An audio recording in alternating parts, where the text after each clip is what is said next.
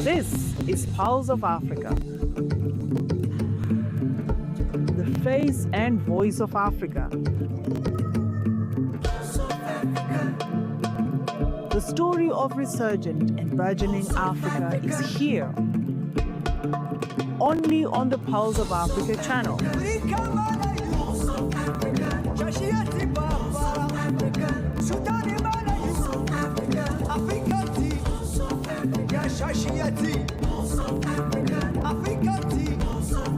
Pulse of Africa, the face and voice of Africa.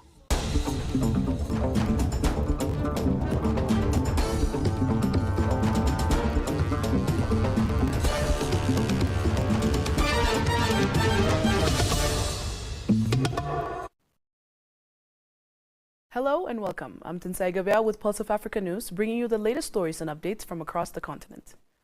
The Medemar philosophy introduced by the Ethiopian Prime Minister Abiy Ahmed offers valuable lessons for African countries seeking to ensure self-sufficiency, according to Bileni Siyum, Press Secretary for the Office of the Prime Minister of Ethiopia. The term Medemar loosely translates as synergy or coming together. Prime Minister has written a series of 4 Medemar books: Medemar, the Medemar Path Generation Medemar, and the Medemar State.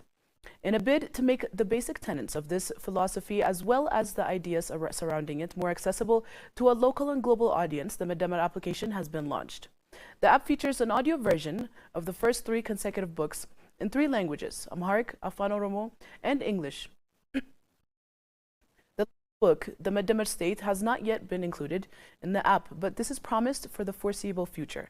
According to Bileni Siyum, launching the app is a big step toward making it more accessible to citizens and people beyond borders. 3 books that Prime Minister Abiy Ahmed was able to pen have been captured in audio form.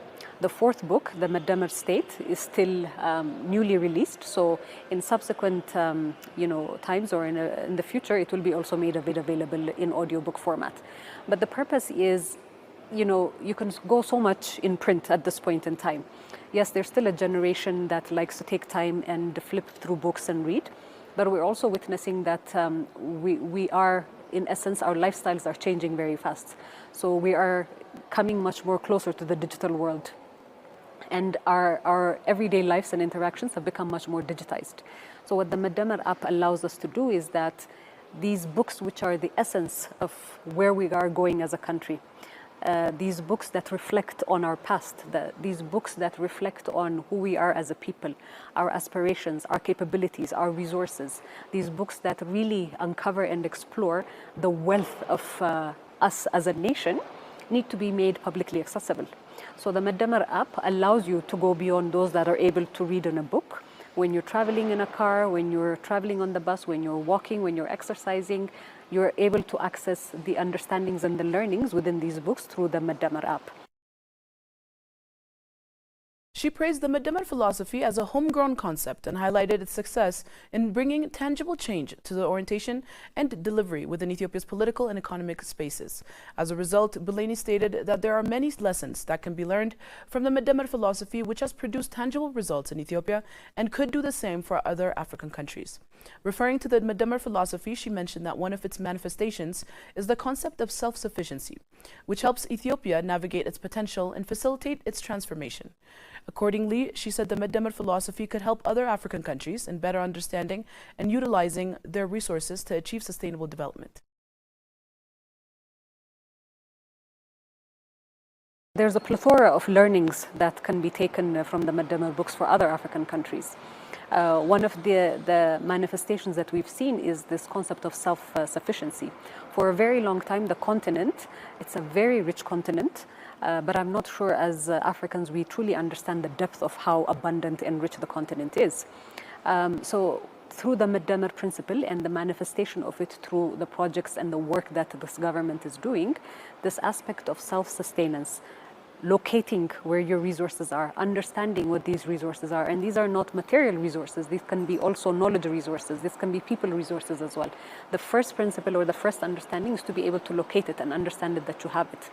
Then maximizing its utility for public good, for the betterment of our collective, is one of the key principles that Medemar can share to other African nations as well. Ghana's Minister of Transport, Joseph Bukari Nikpe, has announced that an investor has secured 2 large vessels to launch marine transport operations along the West African coast, aiming to reduce congestion on major road corridors. The service will connect Ghana, Togo, Benin, and Nigeria, offering passengers and cargo a sea-based alternative to exhausting road travel. The vessels are expected to transport both people and goods from Accra to Lomé, Cotonou, and finally to Nigeria, easing pressure on the Volta corridor. Minister Nikpe stated that preparations are well advanced, with commercial operations slated to begin by February 2026. This initiative is part of the government's efforts to modernize Ghana's transport infrastructure and promote sustainable economic development. The coastal marine service is expected to provide a safer and more efficient option for travelers and transporters, reducing the time spent on roads. The move aligns with the government's vision to integrate various transport modes, including railroad, aviation, and marine industries, to meet international standards. The development of coastal water transport is also expected to create job opportunities and stimulate economic growth. By launching this marine transport service, Ghana aims to position itself as a leading maritime hub in West Africa, enhancing connectivity and fostering economic growth in the region.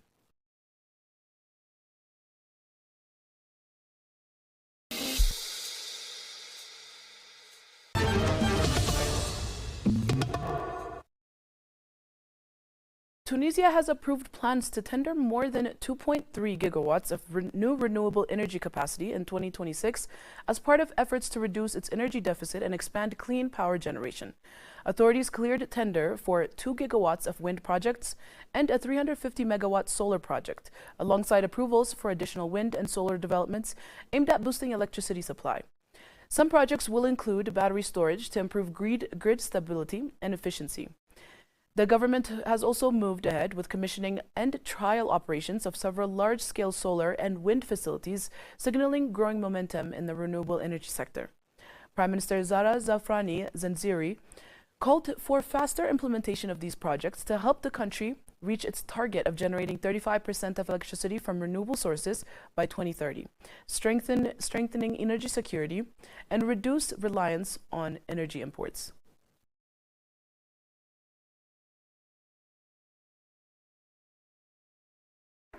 WHO Director General Tedros Adhanom Ghebreyesus has been honored with the prestigious African Unity Nelson Mandela Award, recognizing his leadership in global health and dedication to advancing health as a fundamental human right. He shares his honor with Ellen Johnson Sirleaf, Nobel Peace Prize laureate and Liberia's first female president, U.S. political diplomatic and civil rights leader Andrew Young, and former American ambassador and U.S. Institute of Peace Special Envoy Johnny Carson. In a post on his X account, Tedros said, "I am honored to receive the African Unity Nelson Mandela Award, which I accept on behalf of my World Health Organization colleagues working in Africa and around the world to help people achieve the highest attainable standard of health as a fundamental human right." He added, "I also congratulate my fellow 2025 honorees for their richly deserved recognitions. I am humbled to be recognized alongside these giants of international collaboration, human rights, and advancing a prospectus of Africa." The African Unity Nelson Mandela Award celebrates individuals who have made extraordinary contributions to Africa's development, peace, human rights, and international cooperation.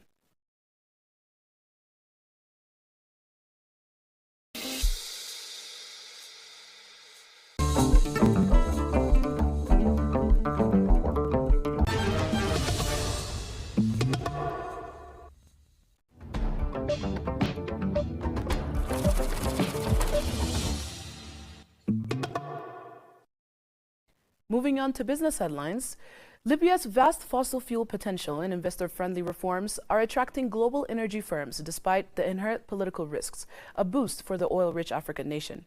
The latest bid round from the country offers 22 blocks with an estimated 10 billion barrels of available resources and 18 billion barrels yet to be discovered, according to a new report from the industry consultancy Enverus Intelligence Research. Libya's new licensing round marks a pivotal moment for the country's energy sector, Tom Richards, Senior Regional Manager at Enverus, said in Tuesday's report. Enhanced fiscal terms, simplified cost recovery, and clearer profit sharing are already attracting serious interest from super majors and national oil companies, he added. Still, political instability and infrastructure challenges must be addressed to sustain growth, and if state-controlled National Oil Corporation is to increase production by more than 40% to meet its 2030 target of 2 million barrels per day, the report cautioned.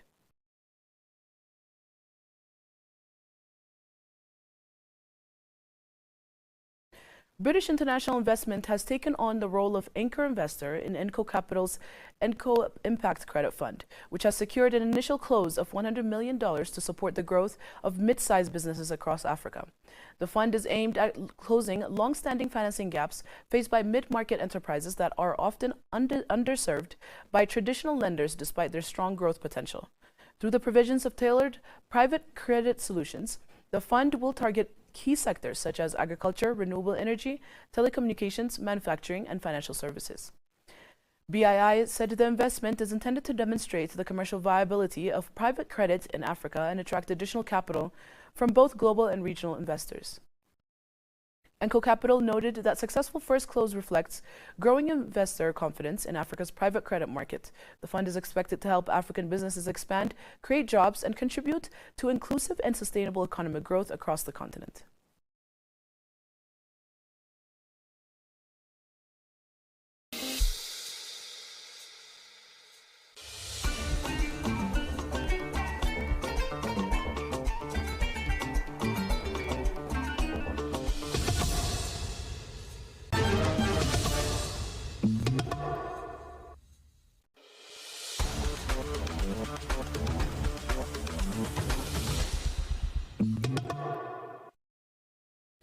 Moving to sports, the Africa Cup of Nations is usually staged in the winter months of January and February, mainly because of Africa's diverse and often challenging climate. In many countries, the summer period brings heavy rains and extreme heat, which can damage pitches and make playing conditions unsafe for players. Winter often more favorable conditions with drier weather and moderate temperatures, helping ensure high-quality matches and well-maintained stadiums. This was a key reason that 2023 AFCON in Ivory Coast was moved from its original summer schedule to early the following year. Holding AFCON in winter also helps avoid clashes with major international tournaments typically played in the summer. However, it creates tensions with the European clubs, which must release players in the middle of their domestic seasons. AFCON 2025 is currently underway in Morocco following a vibrant opening ceremony that once again showcased the tournament's unique spirit and continental pride. There will not be matches on the 25th of December.